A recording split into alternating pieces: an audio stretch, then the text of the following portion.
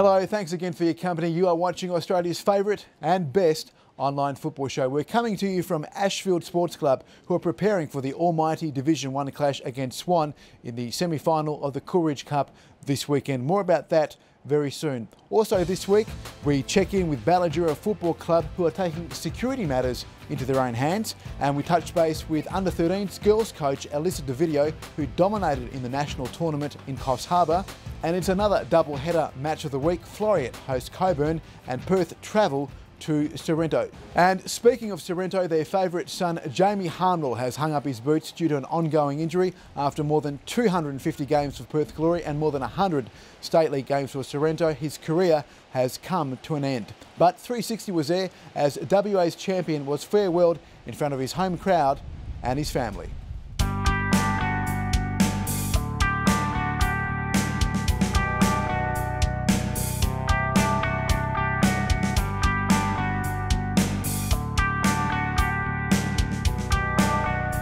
I've had problems with my knee for about the last 2 months. I've kept playing and training. Finally got to see the doctor and got an MRI, and there's a fair amount of wear and tear in the knee, and he strongly recommended that give up playing football. So I only found out this morning before the game, told the lads and the coach, and yeah, I don't know whether it's quite sunk in yet. It's a funny feeling. You know, I've got some nice text messages and some nice Twitter messages and stuff already, which has been, you know, pretty overwhelming. It's a weird feeling, you know, it's the same when I finished for Glory as well. I wasn't quite sure how I felt before the game. I just wanted to get out and get the game won. Didn't end up too well for me that game, but hopefully this one will end up a bit better.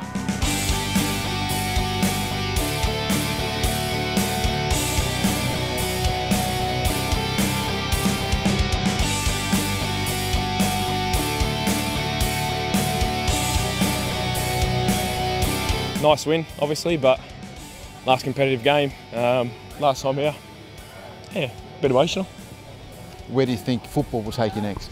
Hopefully, you know, involved in coaching somewhere would be nice. I'll help out around here for the rest of the season. Glory Women to look forward to, and then, you know, ultimately I'd like to get into professional coaching and try it full time. So it just depends when and where those opportunities come up. Your history speaks for itself. The favourite son of Glory, a favourite son of WA football, a favourite son of Sorrento. How tough is it to say goodbye? Yeah, very tough. You know, I walked out of the doctor's office this morning and sat in the car and just thought, geez, this is, you know, this could be it. This is the last game I'm ever going to play. I'm sure I'll have a kick around on a Sunday afternoon with a few mates, but you know, the competitiveness, the adrenaline, all those sort of things, I'm not going to experience as a player anymore, and just have to get the fix from coaching now.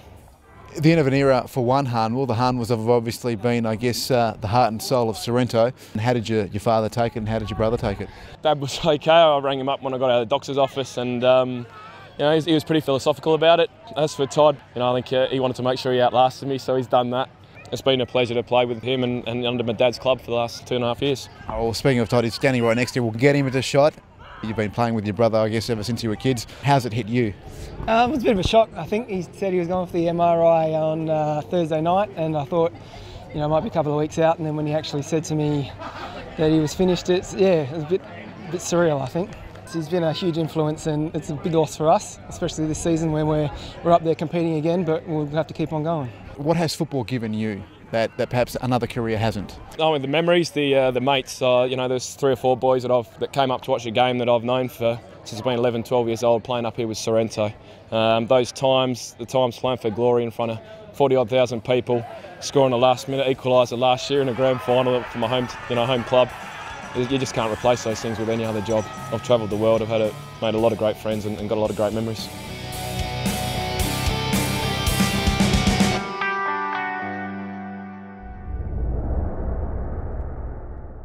Balladura Association Football Club is celebrating its 20th anniversary, but so far this year it's been marred by constant break-ins and vandalism. And instead of football, the club has had to focus on beefing up its security and take matters into its own hands.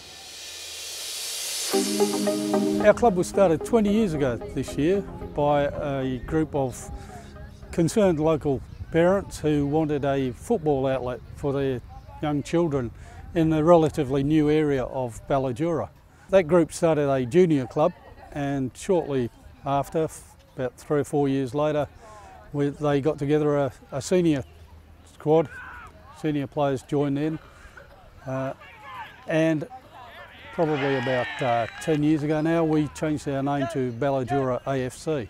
So unfortunately, it just happens to be in our 20th year we've had the worst year on the issues of vandalism and burglary. We had a major break-in November last year where people got inside the club rooms and stole quite a large amount of alcohol. Earlier this year there was a break-in and again trying to access the alcohol, but I think they couldn't get into that, so they decided to vent their frustration by either trying to steal our large screen TV off the wall, damage the TV and a sound system that we had. In total there would be probably $10,000–$15,000 worth of stock and equipment damaged, broken, stolen. Costs like that, a club like ours being a small community club, finding it very difficult to bear those costs. And it's causing us to divert money that we should be spending on playing equipment, on new strips, on perhaps tracksuits, bags for players. We've had to replace stuff that's been stolen and damaged. We'll be laying out costs to get the CCTV in. The council have increased the external security on the windows and the doors. The message would be to these vandals, and particularly to their parents, is have a good hard look at yourselves. There are a lot better ways of spending your energy and your time than spoiling other people's pastimes.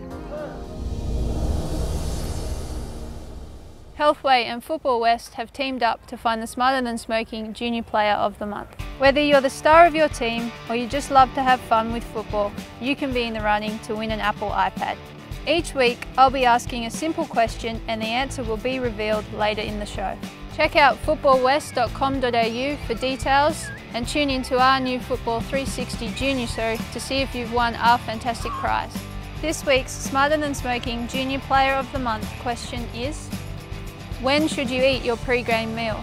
To be in the running for an Apple iPad, check out footballwest.com.au and stay tuned to Football 360.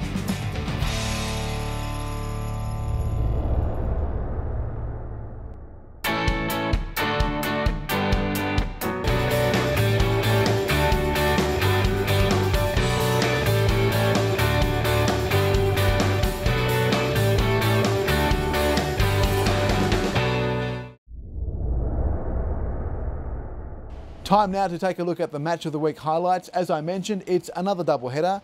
Perth travelling to Sorrento, but first our coverage begins with a big clash between Floreat and Coburn.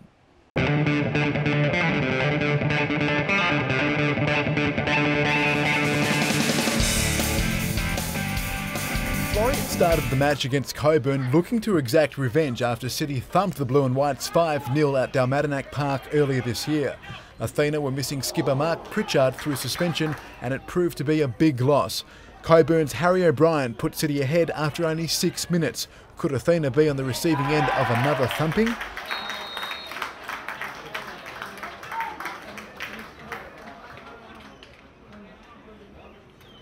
Athena attacked where it could, trying to find gaps in City's defence. Any attack they did muster, Coburn had it covered. In the second 45, Coburn pressed again from the opening minutes, forcing Athena's keeper Brad Effie into action. Minutes later, Effie had to think quick again. Athena was struggling to beat City's shape and structure, resorting to long bombs like this from Bobby Wilson. There was a moment to celebrate for the Blue and Whites, but it was short-lived. Cavadio ruled offside. The ball switched from end to end. Coburn soon crafted some pretty play.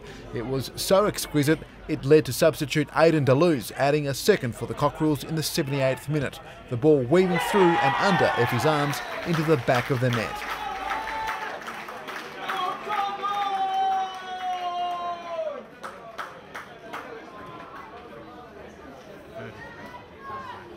By the final whistle, Athena were outplayed and outmuscled, their first defeat in 10 matches.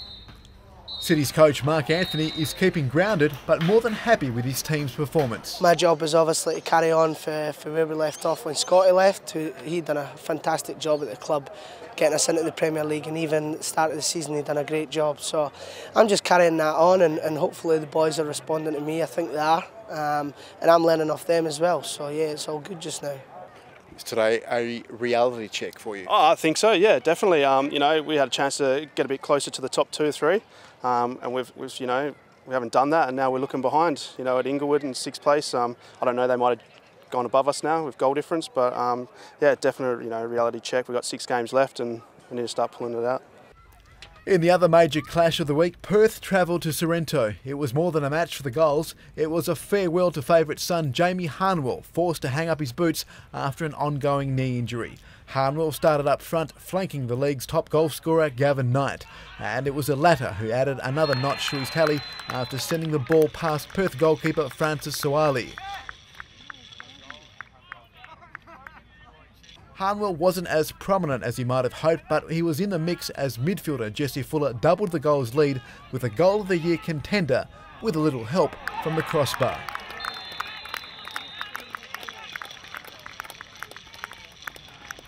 Perth did have some chances in the dying minutes of the match. A couple of goal-mouth scrambles could have changed the scoreline, but in the end they simply didn't have the finish.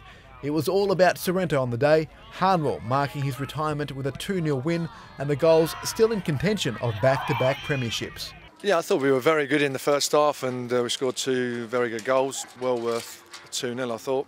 Perth coach Taki Nicolaides admitting a finals berth seems now unlikely. Oh look, possibly not now, without looking at the other results and all that. Look, probably not, but at the end of the day, it's all about our next game and, you know, trying to get some momentum and you know, getting a few goals on the board and conceding less and trying to win, and get a couple of games, a couple of wins under our belt. In other results, as expected, Stirling beat NTC, Bayswater struggled against ECU, and Inglewood walked away with a point after combating Armidale at Alfred Skeet Reserve.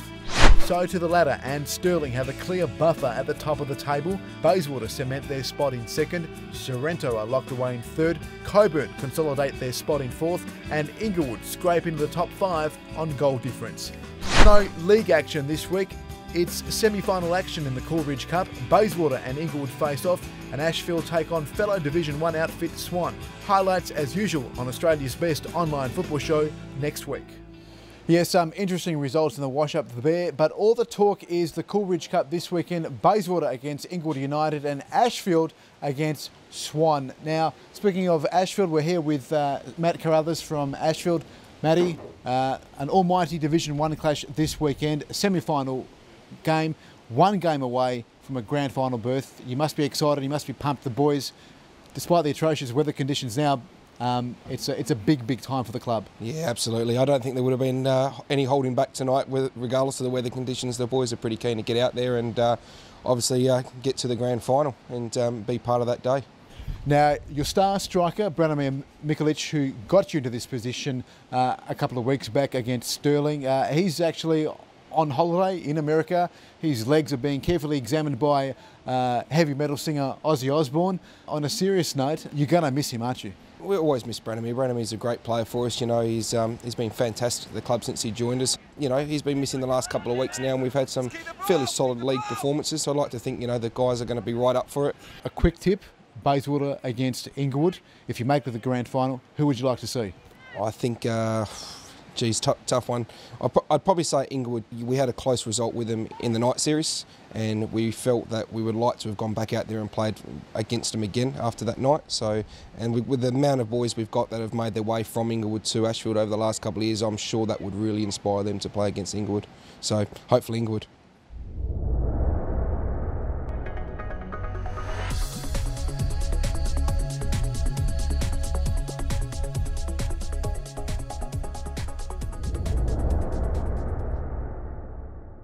Just before we go, we checked in with Under-13s girls coach Alyssa Davidio. Her team won the National Youth Championships at Coffs Harbour undefeated. The results were just amazing, you know, goal after goal. Their first game they won 9-0 against Tasmania. 8 different players scored, so that's amazing for WA as well. the whole team and the 16 players were brilliant, and they all did their jobs. And you know, again, it just shows the depth that WA are starting to pull through in the younger age group.